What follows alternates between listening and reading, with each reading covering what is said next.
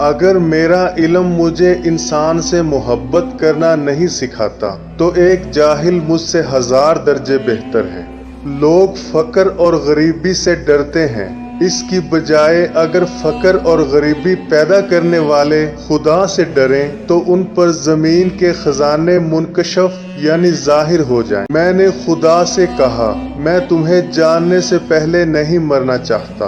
خدا نے جواب دیا، جو مجھے جان گیا وہ کبھی نہیں مرتا۔ اکیلا رہنا بری صحبت میں رہنے سے بہتر ہے۔ مولانا رومی فرماتے ہیں کہ ہر فرد کسی خاص مقصد کے لیے پیدا ہوتا ہے اور اس مقصد کے حصول کی خواہش پہلے ہی اس کے دل میں رکھ دی جاتی ہے۔ پیچھے مڑ کے مت دیکھو، کوئی نہیں جانتا کہ دنیا کیسے شروع ہوئی۔ مستقبل کے بارے میں نہ ڈرو، کچھ بھی باقی رہنے والا نہیں ہے۔